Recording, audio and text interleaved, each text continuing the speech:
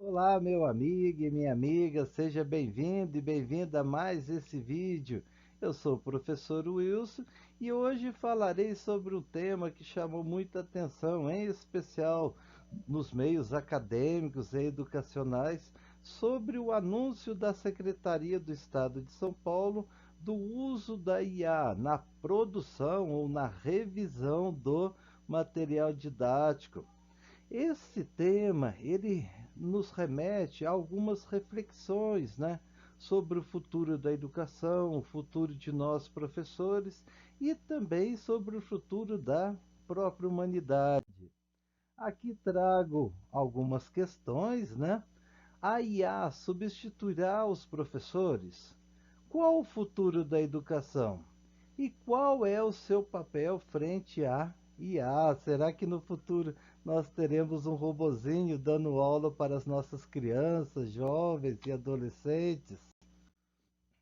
Esse vídeo ele faz parte de uma série de vídeos aqui do YouTube em que eu estou preparando, dando aquelas matérias iniciais de um curso que a professora Isabel Petralha e eu daremos sobre os meus filósofos de Edgar Morin, a partir desse livro. Nós queremos nesse curso apresentar uma nova perspectiva de educação que talvez responda a essas questões sobre a IA. Então, caso você se interesse, vou deixar aqui nos links da descrição do vídeo e também deixarei nos comentários. Vamos para o tema aqui, temos muita coisa. Bom, aqui trago duas matérias, né? Uma do chat não, do site G1, em que diz: Governo de São Paulo avalia utilizar inteligência artificial para aprimorar conteúdos digitais nas escolas estaduais. O segundo artigo é do próprio site GPT do Brasil, né, em que eles anunciam essa parceria entre o Chat GPT e a Secretaria da Educação. Bom, a primeira questão que eu trago para vocês é o que é o ensino apostilado. Então, essa parceria entre a Secretaria de Educação e o Chat GPT é para a construção de um ensino apostilado. Quando nós pensamos na apostila, a primeira coisa que nós temos que ter em mente é que ela recorta o conhecimento. Ela, dentro de toda a gama de conhecer, né, ela vai focar em aspectos específicos do conhecimento, em especial naquilo que Paulo Freire, ele há um tempo atrás, ele diz que era a educação bancária, ou seja, são conteúdos que são passados para os alunos e esses alunos eles devem decorar esses conteúdos, né? Também nós temos que ter em mente que o nosso modelo educacional ele visa apenas duas coisas: ou o vestibular ou o mercado de trabalho, né? Então você vai despejando conteúdo sobre o jovem ou adolescente para ele ou entrar em uma faculdade ou para ele ir para o mercado de trabalho. E o que seria a faculdade? Seria também destinar o aluno a esse mercado de trabalho. Um outro aspecto que nós temos que ter em mente é sobre o sucateamento do ensino, né? Então, além de tudo que acontece com os professores, né? Hoje nós temos ainda essa questão da inteligência artificial. É, isso nós precisaríamos fazer um vídeo só sobre sucateamento do ensino, né? Mas assim, resumidamente, na década de 60, né, 1960, acontece um fenômeno no Brasil. Devido ao processo industrial, o que acontece? Era necessário que desse educação para a classe trabalhadora. Então, até então, o ensino público ele era voltado para as elites, ele era voltado para as classes médias e classes altas, né? O que acontece a partir dos anos 60? Os pobres começam a entrar na escola pública. Os pobres eles vão entrando, o que acontece com os ricos? Eles vão saindo da escola pública. Então, a escola pública ela é sucateada, né? Então ela perde infraestrutura, os professores têm o seu salário reduzido e etc. Um outro aspecto que nós temos que ter em mente é que o nosso ensino hoje, ele é um ensino fragmentado, tá? Então, o chat GPT, quando ele for produzir conhecimento, ele vai produzir conhecimento a partir de uma perspectiva fragmentada. O que é essa perspectiva fragmentada? Você vê a realidade apenas em partes, tá? Você divide o real, tá? Você vai ter a disciplina de matemática, que só vai falar de matemática, de física, só de física, de química, de biologia, história, elas quase não têm ligação entre si, né? Ou não tem mesmo, tá? São disciplinas isoladas. Isso, obviamente, é diferente do que foi anteriormente. A foto acima mostra o homem victoriano, né, de Leonardo da Vinci. O Leonardo da Vinci ele era um homem que ele tinha um conhecimento geral, né? Ele tinha um conhecimento complexo de todas as áreas do conhecimento, né? Ele tinha conhecimento de biologia, engenharia, pintura, matemática, etc., né? Filosofia. Então, hoje nós temos então diante do uso do chat GPT no ensino, nós temos que levar em consideração algumas coisas. Então, primeiro, conhecimento ele é um conhecimento fragmentado. Segundo, há um sucateamento do ensino. Terceiro, esse ensino ele é voltado apenas ou para o vestibular ou para o mercado de trabalho. Aqui eu trago uma citação filosófica, né, que parece que esse ensino atual ele não gosta muito de filosofia. Então eu trago uma citação da metafísica do nosso grande mestre Aristóteles. A primeira citação é desse livro aqui que eu acabei de adquirir, estou lendo e amando. Foi traduzido por Viviane de Castilho Moreira. E ela inicia assim: por natureza todos os seres humanos inclinam-se ao saber. Então, por natureza, todos os seres humanos inclinam ao saber. A segunda citação foi de uma tradução de Lucas Agione, e ele diz assim: todos os homens, por natureza, propendem ao saber. Tá? A princípio são muito parecidas, mas olha a diferença filosófica que a Viviane ela nos traz, né? Se a segunda citação ela diz todo homem, homem no sentido masculino, a Viviane ela fala todos os seres humanos, né? Ela amplia a reflexão. É, é interessante isso, né? Porque quando nós pensamos em educação, nós temos que levar em consideração isso que o mestre Aristóteles disse, né? Que todos nós tendemos ao saber, só que tem esses vários problemas na educação, né? Hoje parece que as pessoas não gostam muito de aprender, não tem essa sede de conhecimento, que talvez tenha uma falha muito grande na educação que nós iremos discutir. Uma outra coisa que eu chamo a atenção é que o modelo educacional, tá? Ele é um modelo educacional que ele leva em conta apenas a ciência, tá? O modo científico de pensamento. Então aqui eu trago uma citação de Bacon: só se pode vencer a natureza obedecendo-a. Então, olha só, o Bacon, ele cria um modelo educacional, tá? Um modo de pensar para dominar a natureza, tá? Para o Bacon, você deve ler bem a natureza, entender como a natureza funciona com um objetivo. Qual é esse objetivo? É dominá-la, tá? Se para quem já fez aí o seu TCC, o mestrado e doutorado, o Bacon ele propõe um modo de conhecer que muito provavelmente você fez no seu projeto de pesquisa. Primeira forma, você vai observar a realidade de maneira sistemática, coletar dados da experiência observada, né? Aquilo que você faz, pesquisa de campo ou uma pesquisa teórica, né? Depois, organizar os resultados. Você vai formular uma hipótese e depois você vai ou negar ou, como fala, validar essa hipótese. Talvez eu faça um vídeo sobre bacon qualquer dia, mas para tal se inscreva aí no vídeo, dá aquele seu joinha.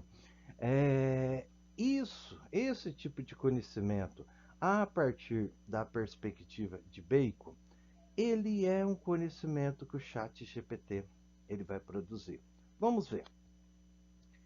Eu pedi para o chat GPT ele fazer um resumo do primeiro livro, ou livro alfa, da Metafísica de Aristóteles. Olha o que o chat GPT ele escreve.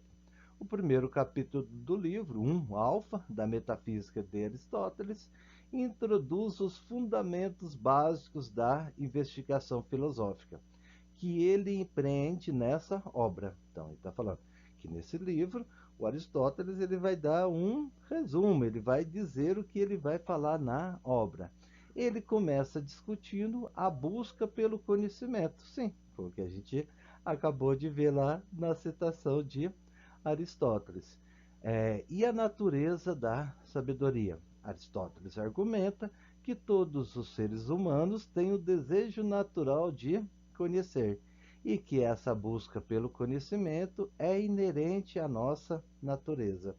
Ele considera essa busca se manifesta em diferentes formas, como curiosidade sobre ao nosso redor, desejo de compreender os princípios fundamentais que governam o universo. E aí o site ele fala mais coisa, mas por uma questão de tempo eu só trouxe essa primeira frase. Olha só, o chat GPT, como eu havia dito, ele é o chat GPT e outras IAs que tratam de temas educacionais, elas são o aprimoramento ou o ápice do pensamento científico. Então, eu posso dizer que todo pensamento científico, até então, ele está dentro dessas inteligências artificiais. Ele consegue ler esse texto, tá? Ou outro texto de maneira científica. É claro, aí aqui alguém pode falar, mas tem algumas falhas. Sim, sim, tá? Nós estamos dizendo que uma IA de 2 ou 3 anos, né? Ou seja, uma IA bebê, com, com o passar do tempo, né? Obviamente vai ter uma evolução. Mas agora eu vos chamo a atenção para essa outra citação. Essa outra citação é de Tomás de Aquino. Na citação de Tomás de Aquino, nós vamos ver uma outra perspectiva. Qual que é essa outra perspectiva? Tomás, ele vai filosofar a partir do próprio filósofo. Vamos ver a diferença. Todo homem, por natureza, deseja conhecer. Qualquer coisa naturalmente aspira, apetece a sua perfeição. É daqui que se diz que a matéria apetece a forma, tá? Assim como a imperfeição apetece a sua perfeição. Ora, se o intelecto, considerado em si mesmo, está em potência para com todas as coisas, não se reduz ao ato exceto pelo conhecimento.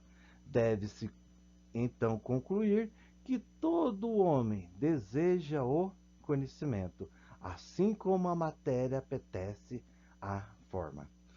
Chat GPT, ele traz uma explicação científica, tá? Ele traz uma explicação como a maioria das teses e dissertações sobre filosofia o fazem sobre um filósofo. Tomás, Tomás ele vai fazer uma reflexão filosófica sobre um filósofo, tá? O Morin nesse livro, ele vai fazer reflexões filosóficas sobre um filósofo, que às vezes pode até discordar daquele mesmo filósofo. Aqui, voltando à questão do nosso chat GPT na educação, né? O que é o conhecimento? Como a humanidade o organiza e o ensina para as futuras gerações. Então, quando nós pensamos em um chat que ele está produzindo material didático ou ajudando a produzir esse material didático ou corrigindo esse material didático, nós temos que pensar o que esse chat está fazendo, tá? Como esse chat ele está interferindo nesse processo humano de conhecimento. Aqui eu vos trago, tá, algumas formas de linguagem, também que teria que fazer um vídeo só sobre isso, né? Então nós temos algumas formas de linguagem ao longo da história, né? A linguagem mítica, a linguagem poética, artística, filosófica, científica e hoje a algorítmica, né? Que trabalha, é uma linguagem a partir de algoritmos, né? Aqui de maneira nenhuma eu estou querendo dizer que eu concordo com a visão de Auguste de Comte, né, que ele fala dos três estágios, né, o estágio teológico, metafísico, positivo e ou científico, né. É ao contrário, né, o próprio mestre Aristóteles, né, ele traz em sua metafísica não aquela divisão padronizada que nós temos nos livros didáticos entre mitologia e filosofia, né. Ele ressalta Hesíodo, né, mas outro dia falando sobre o mestre Aristóteles. A linguagem dessas inteligências artificiais ela é uma linguagem algorítmica, que difere de outras formas de conhecimento, mas nós iremos ver semelhanças e diferenças entre elas. Aqui, gente, eu vou pedir um cuidado, né? Eu vou falar de Deus ou deuses, né? Mas eu não estou querendo falar sobre o absoluto, sobre o infinito, sobre o indeterminado, sobre a sarça ardente. Eu estou falando sobre a imagem de Deus que as pessoas criam, tá? Só para a gente fazer esse paralelo entre o que foi o conhecimento na antiguidade e o que é ou está sendo o conhecimento hoje, né? Então, para não mostrar que eu estou ateu, eu irei ler uma passagem bíblica, tá? Não farás para ti nenhum ídolo, né? Ídolos, né? Nenhuma imagem de qualquer coisa no céu, na terra ou nas águas debaixo da terra. Então, eu vou falar de deuses aqui nessa perspectiva de imagens. Volto a dizer, um dia, quem sabe, falarei sobre as provas de Deus, de Tomás de Aquino, de Averroes e Avicena, né? Quem sabe, né? Mas para tal, se inscreva aqui no nosso canal. Bom, então vamos falar dessas imagens, dessas construções humanas de Deus, tá? Aqui também eu trago uma indicação de livro, né, do Harari, né, o homem, Homo Deus, desculpa, que ele vai falar dessa perspectiva em que os algoritmos eles podem se tornar uma espécie de Deus, entre aspas, tá? Eu tenho algumas divergências com o Harari que não cabe aqui falar, né, mas é um livro muito bom que, obviamente, eu o indico, né? Bom, no passado, onde que estava o conhecimento? Esse conhecimento estava nos deuses, com os deuses. Esses deuses que eles eram construções humanas, ó, eu estou falando dessa imagem, tá? Essa construção humana nós depositávamos os conhecimentos neles. E ao depositarmos esses conhecimentos nos deuses, esses deuses voltavam esses conhecimentos aos humanos, tá? Isso chama noosfera, tá? O conceito de Terre Chardin que o Morin ele usa muito e falaremos em nosso curso, tá? Hoje, onde está o conhecimento? O conhecimento está nas nuvens, o conhecimento ele está nos grandes computadores, ok? Então, olha só, se antes, no passado, nós transferíamos esses conhecimentos aos deuses que estavam nas nuvens, na noosfera, hoje nós transferimos esse conhecimento para os grandes computadores. Uma grande semelhança aqui, tá? Antes esses deuses, né, eles pertenciam às culturas, estavam na mente das pessoas. Hoje eles estão armazenados em estruturas físicas. Aqui eu vou falar de um conceitinho de Edgar Morin que chama o ciclo recursivo ou recursividade. O que fala esse ciclo? Ele vai falar assim que a causa é geradora de consequência, mas a consequência ela gera a causa. Explicarei melhor aqui no nosso curso. Por exemplo, a chuva, ela evapora, forma as nuvens, as nuvens se condensam e voltam em forma de água, e assim é um ciclo recursivo ad eterno, né? Então, para o Morin, a causa ela gera a consequência e a consequência ela gera a causa. Vamos imaginar um dos primeiros feitos ou uma das primeiras descobertas do ser humano, que foi o domínio do fogo, tá? Aqui provavelmente a primeira espécie de homo que descobriu o fogo foi o Homo erectus, tá? Então esse conhecimento ele vai transformar o ser humano. Então olha só, onde que antes estava o conhecimento estava na nosfera, né? No mundo dos espíritos, no mundo dos deuses, tá? Então, o ser humano, ao aprender a utilizar o fogo ou armazenar o fogo, esse conhecimento ele tinha que se tornar algo sagrado, tá? Então, você pega esse conhecimento e eleva aos deuses. Uma vez feito isso, esses deuses eles vão sempre explicar para o humano como que se faz fogo. Mas olha só, os deuses eles não tinham apenas uma função, eles tinham a função moral, a função ética, eles explicavam várias coisas. Então, nesse deus que tinha, ou nessa deusa que tinha o conhecimento do fogo, estava toda uma cosmovisão. E essa cosmovisão sempre vai explicar para o ser humano como produzir. Graças ao conhecimento do fogo, nós nos tornamos sapiens, ou sapiens denis, né?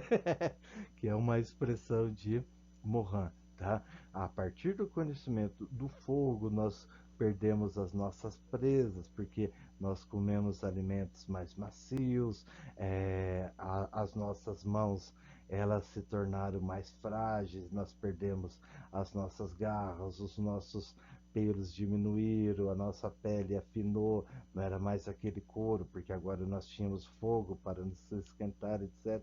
Então, olha só, nós construímos os deuses e os deuses, por sua vez, eles nos constroem. Qual o nome desse processo para Edgar Morin? O nome desse processo é conhecimento recursivo ou recursividade. A outra deusa aqui é uma deusa grega, a deusa Hestia, né, que é a deusa do fogo. Então, o fogo, o primeiro conhecimento humano, ele está presente nos deuses, mas ele está presente também no nosso DNA. Foi ele que proporcionou a mudança do Homo erectus para nós sapiens. Aqui, duas cenas de um filme que eu gosto muito, né, que também vos indico, que também fala sobre inteligência artificial, né, que é o filme 2001, Uma Odisseia no Espaço. Nós temos uma inteligência artificial, o HAL, né, uma inteligência artificial ruim que pretende destruir a humanidade. Mas pegamos a primeira imagem, né? Um dos nossos ancestrais utilizando um pedaço de osso como ferramenta, né? E ao utilizar isso como ferramenta, olha só, esse conhecimento ele é passado para as gerações. Como que ele é passado para as gerações? Ele é passado para as gerações em forma de deuses ou com os deuses. A partir do momento que nós aprendemos a utilizar as ferramentas, isso volta para o ser humano e nos transforma. Então hoje nós perdemos muita força, né? Por que, que nós perdemos muita força? Porque nós construímos ferramenta. E agora com a IA? Mesma coisa, tá? A IA, ela é um conhecimento, conhecimento produzido pelo ser humano, é uma inteligência artificial que ao invés de deuses, nós estamos colocando-as em computadores, em supercomputadores.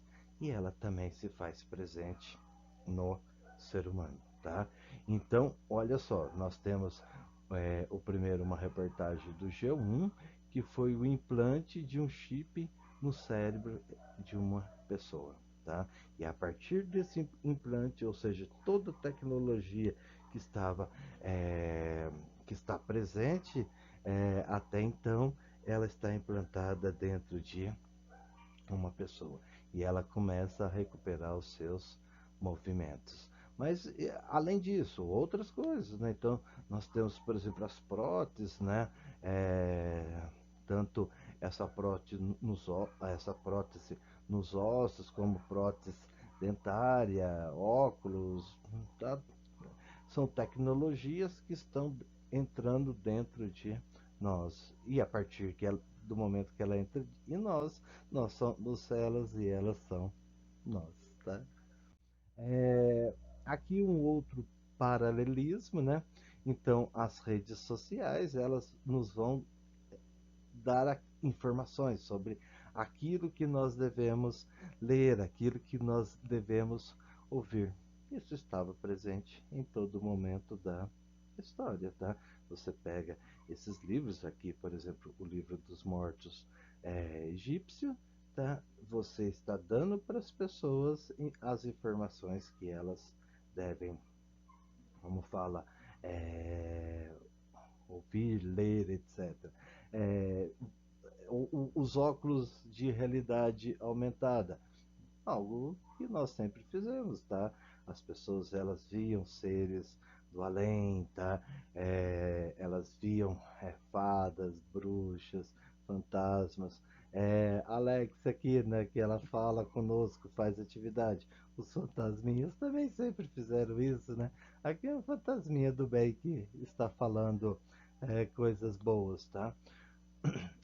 O grande problema, tá? Só fazendo, é, é, só ressaltando, é quando nós não entendemos essa mensagem do sobrenatural, tá? Então, quando essa imagem, ela é uma imagem negativa, né? Não é esse ser supremo que eu havia dito, né? Esse ser transcendente ou esse ser imanente, como diz Spinoza, né? O infinito, esse absoluto, né? Eu estou me referindo aqui a imagens produzidas por nós humanos. Problemas da ideologia.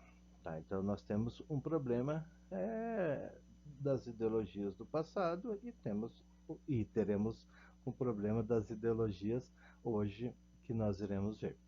O primeiro aqui, nós temos o culto a uma pessoa que se diz ou um deus ou um representante de Deus. Gente, é claro que aqui não é o Deus, Deus, Deus, né? Não é o absoluto, não é o inexplicável, né? Aqui nós estamos falando de uma imagem, tá? Como que você sabe, professor? Claro. Por que, que o Deus ele vai dizer que alguém é melhor do que outras pessoas, né? Uma outra coisa que eu sei, se alguém mata em nome de Deus, não é Deus, é uma imagem que se construiu de Deus.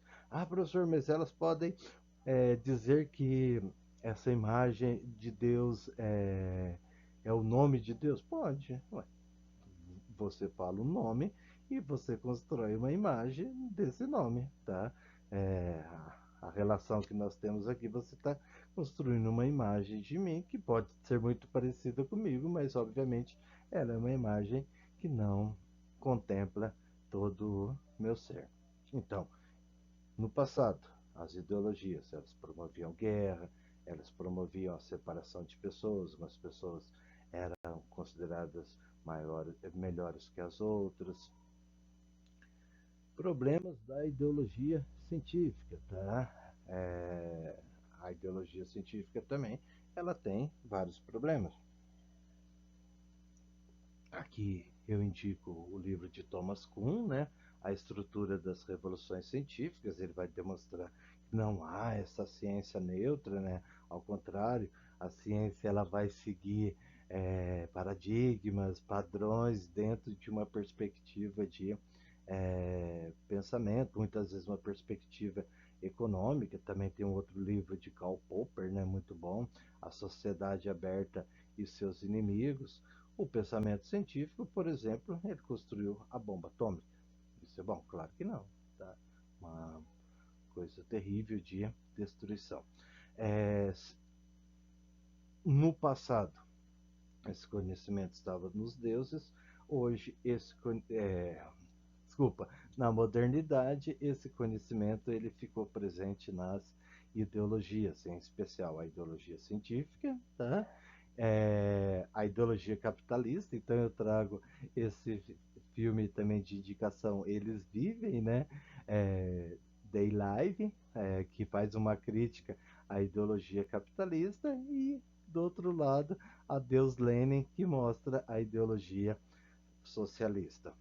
A ideologia, tanto capitalista como socialista, ela vai esconder a realidade. Ela é uma forma de você colocar o conhecimento dentro desses padrões, e esses padrões eles podem servir ao mal, como foi, por exemplo, a bomba atômica, como tem as falhas no capitalismo e as falhas no socialismo. Fica esses dois é, vídeos de indicação. E atualmente? Atualmente, onde estão os conhecimentos? Esses conhecimentos estão migrando cada vez mais para os grandes computadores. Tá? Quem comanda esses grandes computadores? Grandes empresas, ou capitalistas ou socialistas. Tá? Lembre-se, tá? O mundo hoje, nós temos o maior país econômico do mundo, Estados Unidos, capitalista, e o segundo maior país econômico do mundo, China, socialista. Então, essas empresas de IA, elas são empresas que estão dentro dessas duas ideologias, ou capitalista ou socialista. Tá? Aqui, duas indicações de filme, né? A primeira, ela mostra como os algoritmos eles podem ser racistas, como eles podem ser machistas, como eles podem manter sistemas autoritários. O segundo, tá?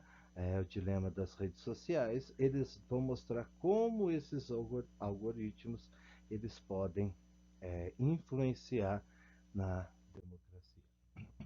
Questão dos algoritmos, tá? As IAs, as redes sociais, elas são controladas por algoritmos, tá? O chat GPT, ele é um chat que ele produz conhecimento, ou ele produz informações a partir de algoritmos. E esses algoritmos, eles são muito individualizados. Parece que ele escreve para você, tá? Se você olhar as redes sociais suas e comparar com do seu irmão ou seu amigo, você vai ver que é totalmente diferente. Nem parece ser a mesma rede social. Talvez aquela aparência, a cor, o design, mas o que está lá, ela é feita para cada pessoa. Um problema, né? Muitas vezes parece que esses algoritmos eles leem o seu pensamento, você não falou nada com ninguém, você não pesquisou nada sobre aquilo, quando vê aquilo aparece para você. Ele é tão rápido que ele consegue prever aquilo que você vai pensar. Voltemos à questão. Poderá a IA criar um modelo de ensino individualizado para cada aluno? Se as redes sociais elas trabalham com esses modelos individualizados, então você entra na sua conta da Netflix, ela é uma para você e outra totalmente diferente para o seu amigo. Se você entra no YouTube, ele vai sugerir vídeos diferentes para você e para o seu amigo, por isso que você vai se inscrever aqui nesse canal, você vai compartilhar esse vídeo, você vai curtir esse vídeo para o YouTube entender que os nossos vídeos são bons. Aí os algoritmos vão melhorar e a gente vai transmitir esse vídeo para mais pessoas. Mas voltemos. E aí? E se tiver esse ensino pela IA? Eu vou dar um exemplo da questão do inglês. Eu sempre tive dificuldade com o inglês. Todos os cursos de inglês que eu me matriculava, eles falavam da mesma coisa, falavam de viagens, de compra. Eu não queria isso. Eu queria discutir Aristóteles.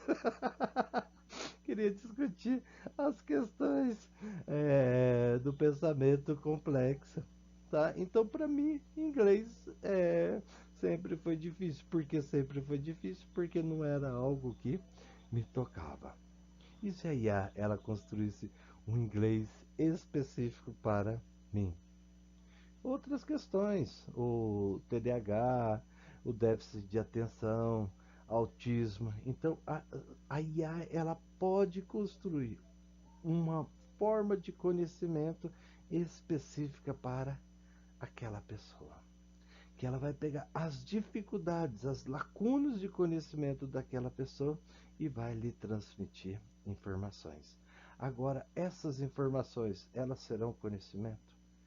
Essas informações, será que elas vão esconder uma ideologia por trás delas? E nós, professores, e agora? O que nós iremos ensinar? Ah, para que servirá o. É, para, que, para que nós serviremos? Mas tem uma outra questão. Qual é o sentido do aluno aprender? Porque se a IA ela tomar o nosso lugar de professores, ela também tomará outras profissões.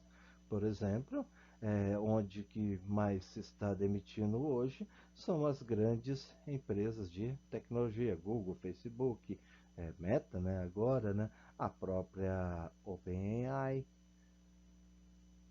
a própria máquina está produzindo algoritmos, a própria máquina está fazendo a engenharia. Então, para que nós iremos ensinar? E o que nós iremos ensinar? E para que o aluno ele vai aprender? Aí aqui tem uma questão econômica, né? Um dia nós poderemos fazer um vídeo aí falando sobre Marx, falando sobre Adam Smith dentro desse mundo de IA, né? Como que modifica essas perspectivas, tanto a perspectiva liberal como a perspectiva socialista nesse mundo novo de IA. Bom, trago aqui para vocês que diante disso, tá? Que a IA ela pode sim, tá, gente? E ela já está fazendo, tá? Basta olhar esses aplicativos de conhecimento que já tem, tá? Ela já está trazendo esse conhecimento. O que nós deveremos fazer? Nós deveremos sair daquele conhecimento de educação bancária, tá? Qualquer teórico, seja Morin, seja Piaget, seja Vallon, etc., eles vão falar de um conhecimento reflexivo, de um conhecimento que não seja apenas engolir e decorar conteúdo. Chegou a hora. Por que chegou a hora? Porque esse conhecimento bancário, esse conhecimento de decorar, esse conhecimento, o chat GPT e outras inteligências artificiais o farão. E melhor do que nós. Tá? Muito melhor do que nós. Felizmente ou infelizmente. Qual será o nosso papel? Uma educação filosófica, uma reflexão, trazer de volta a filosofia, trazer de volta a perspectiva de raciocinar, de questionar. Simples, tá?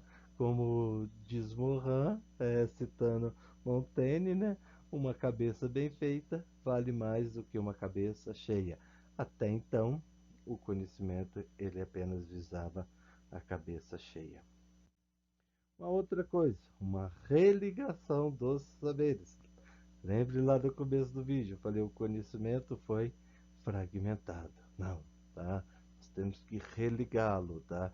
Por quê? Porque explicá-lo em pedaços, explicar de forma fragmentada a inteligência artificial. Uma educação humanizada só pode ensinar ser humano um outro humano. Não tem como, gente. Tá? Nós temos que voltar a pensar em uma educação que forme o ser humano. E por último, a valorização do professor. Não é a IA que vai falar para a gente o que nós deveremos fazer. Nós, professores, que temos que falar. Senão, nós estamos numa mudança total de perspectiva. Aqui eu gostaria de fazer até um pequeno parênteses. É, eu trabalhei com essa apostila do Estado há muito tempo, tá? E quando eu dava aula no ensino médio numa escola particular e numa escola pública. Naquele tempo, né? Eu não posso dizer como é a apostila hoje, tá? Eu só posso dizer que há muito tempo atrás, é, quando eu lecionava no ensino médio, a apostila de filosofia, estou falando dessa específica, eu não conseguia entender o que aquela apostila ela trazia. Tá? Era um conhecimento tão fragmentado, tão recortado, tão colocado numa caixa que eu não sabia para que servia. Tentei falar com a coordenadora para fazer uma outra forma de, de aula, de reflexão, ela não aceitou. Na escola particular, tinha uma apostila também, eu convenci a coordenadora e a direção que deixasse eu trabalhar da minha forma, eu fazer as reflexões filosóficas, que isso ajudaria tanto os alunos para o entendimento como para o próprio vestibular. Tá? Conhecimento apostilado, infelizmente, ele não é um bom modelo educacional. E ainda mais, ele é um modelo que ele vai ser substituído pelas máquinas. Valorização total do professor, o professor tem que ter melhores salários, o professor tem que ter uma melhor infraestrutura educacional. Nós temos que gostar dos professores, tá? Os professores são do bem, tem que ter salas menores para fazer os alunos pensarem e refletirem, inclusive, sobre a própria inteligência artificial. Gente, se você chegou até aqui, muito obrigado. Peço que você se inscreva no nosso canal, tá? Para aqueles que se interessaram. Eu trago esse convite para esse curso que a professora Isabel e eu daremos sobre os meus filósofos, que talvez, como eu disse, ele pode ser muito útil para esse momento atual em que a IA se faz presente. Lembre-se, a IA, ela vai trazer um conhecimento algorítmico. Esse conhecimento é o ápice do pensamento científico. Ela apenas vai descrever a realidade, ver dentro dessa realidade como dominar a natureza, tá? E existe algo a mais? Se existir, tá? Seria esse pensamento reflexivo, esse pensamento filosófico. Então, por exemplo, a IA, ela pode falar tudo sobre um determinado Deus. Ela nunca vai conseguir proporcionar uma experiência mística em uma pessoa. Isso é algo de um humano, de uma pessoa que busca, de uma pessoa que está aberta ao infinito. O mesmo vale para o conhecimento. Um grande beijo. Muito obrigado por ter ficado até aqui. Até mais, gente. Tchau, tchau.